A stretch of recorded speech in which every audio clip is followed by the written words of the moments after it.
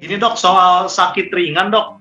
Kalau dulu itu kita menganggap sakit flu, batuk itu, demam itu mungkin di masyarakat termasuk sakit ringan, alah cuma batuk, alah cuma flu. Tapi di sekarang ini dok, di mana sekarang sedang masa pandemi ini sudah setahun terakhir ini, orang tuh semakin khawatir gitu, flu sedikit atau batuk sedikit atau demam sedikit dia akan khawatir. Nah, khawatir nanti dia akan berpikiran apakah akan melanjutkan puasa atau tidak. Ini bagaimana dok?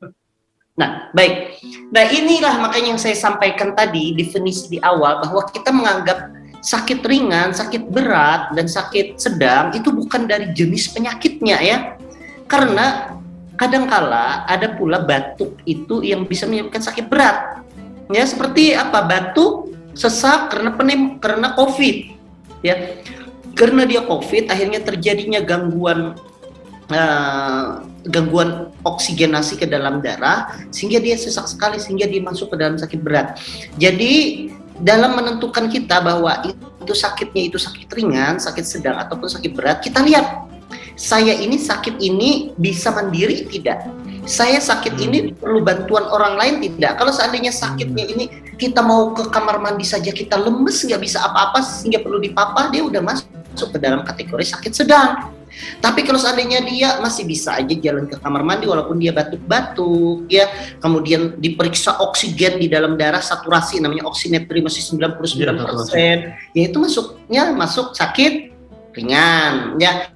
Nah, kemudian bagaimana kalau saya ini sebenarnya COVID dan sebagainya. Nah, pada saat itu tentunya untuk konsultasi ke dokter. Jadi jangan sampai misalnya pada saat malam hari ini udah mulai batuk-batuk nih ya, batuk-batuk malam hari, kemudian besok ini saya puasa apa enggak ya, batuk saya ini berbahaya apa tidak ya, ya sedapat mungkin pada saat itu langsung konsultasi ya ke fasilitas kesehatan yang terdekat. Misalnya ada dokter yang buka praktek malam, didatengin. Atau sekarang ini udah lebih canggih Pak Hafil, sekarang ini banyak online konsultasi berbayar yang bisa ditanya 24 jam ya. Saya tidak boleh menyebutkan namanya ya, tetapi itu ada 5 ya, ada 5 fasilitas online berbayar di mana 24 jam kita bisa langsung konsultasi ke dokter. Jadi sebenarnya kalau sudah mulai merasa nggak enak badan dan sebagainya, konsul saja ke dokter ya, untuk memastikan lah sakit saya ini sebenarnya sakit ringan saja kah atau ini perlu tindak lanjut. Karena berbeda Pak Hafil. Misalnya seperti contohnya saya tadi Pak Hafil bilang, oh saya ini flu dan batuk ya, flu dan batuk, tentunya dokter pasti akan bertanya Pak Hafil, flu-nya itu seperti apa, batuknya itu seperti apa, dahaknya ada apa enggak, kemudian kalau dahak itu warnanya apa, mohon maaf ada kuning kah, kehijauan kah, atau putih biasa lendir.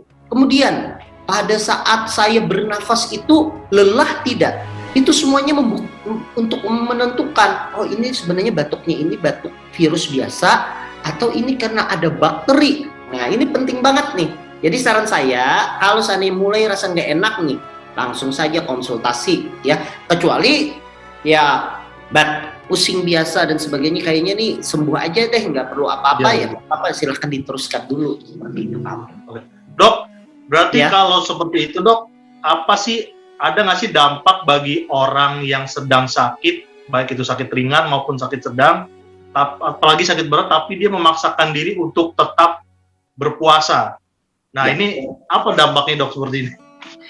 Baik, saya ambil contoh ya Pak Hafil ya, misalnya seseorang kena kencing manis yang tidak terkontrol ya.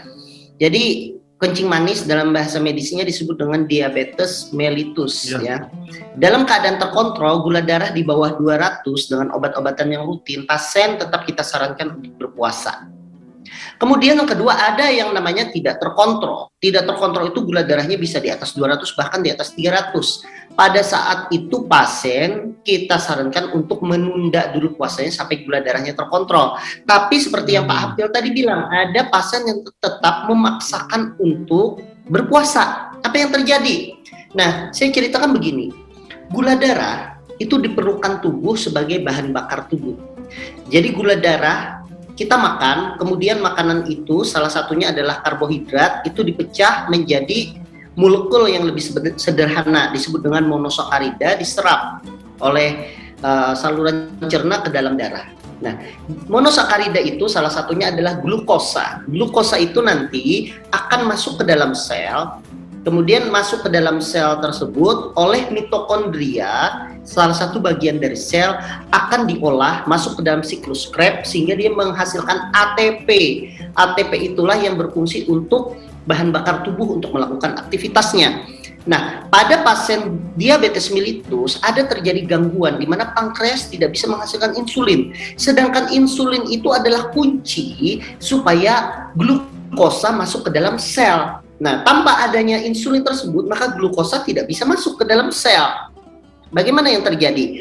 Ketika glukosa tidak masuk dalam sel, maka glukosa itu beredar banyak di dalam darah tetapi tidak bisa dimanfaatkan. Ya, makanya gula darahnya 200, 300, 400 bahkan bisa sampai high, ya. Nah, ketika dia banyak sekali gula darah tetapi sel tidak bisa memanfaatkan itu, yang terjadi adalah gula darah berlebih tetapi terjadi kematian sel.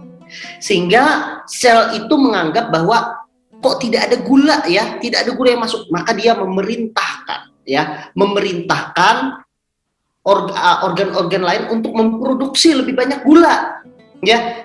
Bahkan salah satunya adalah lemak yang ada di dalam tubuh itu dipecah oleh tubuh menjadi gula yang disebut dengan lipolisis sehingga terbentuknya gula yang baru. Kemudian protein juga membentuk gula yang baru disebut dengan gluconeogenesis.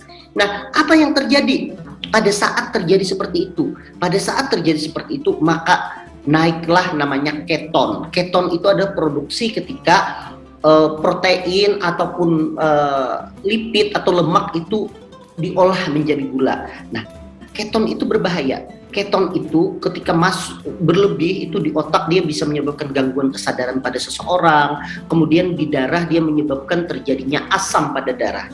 Sehingga ketika gula darah yang tidak terkontrol pada orang itu kemudian dia paksa untuk berpuasa, terjadi peningkatan keton atau yang kita sebut dengan ketosis, sehingga pasiennya malah tambah lemes, kemudian sesak karena darahnya menjadi asam, seperti itu ya sesaknya, kemudian terjadi penurunan kesadaran, dan ini sering kita dapatkan ya. Sehingga apa yang terjadi? Yang kita lakukan adalah pada saat terjadi seperti itu, maka bukan hanya menurunkan gula darah, kita juga harus obati keasaman darahnya. Nah, itu menyebabkan mudarat. Walaupun merasa saya ini sehat-sehat aja, gula 400 misalnya dengan bangga, saya gula 400 nggak ada masalah kok. Ya alhamdulillah tidak ada masalah. Tetapi risiko-risiko itu akan bisa terjadi ketika seseorang berpuasa dengan gula darah yang tidak terkontrol. Itu salah satu contoh. Banyak contoh lain Pak Hafil. Tetapi mungkin ini bisa menjadi pelajaran kepada kita ketika memaksakan berpuasa dalam keadaan yang tidak kita sarankan.